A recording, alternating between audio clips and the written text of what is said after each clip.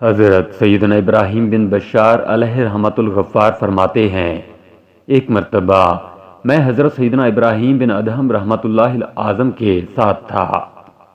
ہم ایک صحرا میں پہنچے، وہاں ایک اونچی قبر تھی۔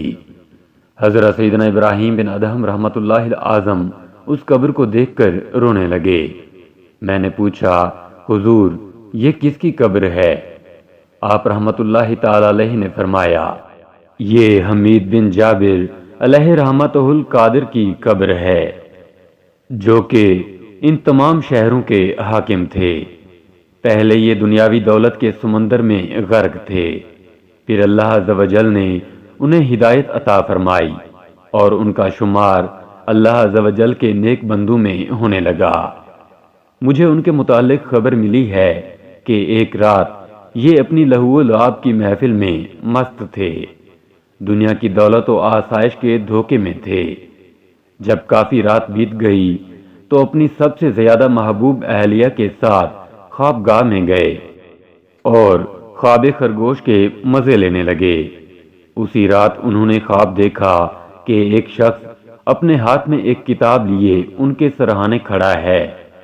انہوں نے اس سے وہ کتاب طلب کی اور اسے کھولا تو سنہری حروف میں یہ عبارت لکھی ہوئی تھی، باقی رہنے والی اشیاء پر فانی چیزوں کو ترجیح نہ دے، اپنی بادشاہی، اپنی طاقت، اپنے خدام اور اپنی نفسانی خواہشات سے ہرگز دھوکہ نہ کھا، اور اپنے آپ کو دنیا میں طاقتور نہ سمجھ۔ اصل طاقتور ذات تو وہ ہے کہ جو معدوم نہ ہو، اصل بادشاہی تو وہ ہے جس سے زوال نہ ہو، حقیقی خوشی و فرحت تو وہ ہے جو بغیر لہو و لعب کے حاصل ہو۔ لہذا اپنے رب عز و جل کے حکم کی طرف جلدی کر، بے شک اللہ عز و جل فرماتا ہے، ترجمہ کنز ایمان، اور دوڑو اپنے رب کی بخشش اور ایسی جنت کی طرف جس کی چوڑان میں سب آسمان و زمین آ جائیں، پرہیزگاروں کے لیے تیار رکھی ہے۔ حضرت سیدنا ابراہیم بن ادہم علیہ رحمت العظم فرماتے ہیں، پھر ان کی آنکھ کھل گئی تو وہ بہت خوف زدہ تھے، پھر کہنے لگے، یہ خواب اللہ عز و جل کی طرف سے میرے لیے تنبیہ و نصیحت ہے۔ یہ کہہ کر فوراً اپنی بادشاہت کو چھوڑا اور اپنے ملک سے نکل کر ایسی جگہ آ گئے جہاں کوئی انہیں پہچان نہ سکے، اور انہوں نے ایک پہاڑ پر اللہ عز و جل کی عبادت کرنا شروع کر دی۔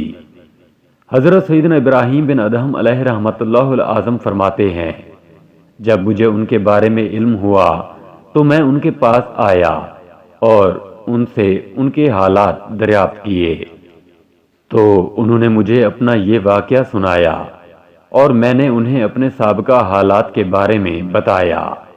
پھر ان کے انتقال تک میں اکثر ملاقات کے لیے ان کے پاس آتا۔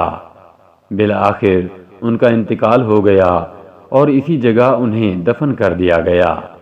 یہ انہی کی قبر ہے۔ اللہ عز و جل کی ان پر رحمت ہو اور ان کے صدقے ہماری مغفرت ہو، آمین، بجاہ نبی الامین صلی اللہ تعالی علیہ وآلہ وسلم۔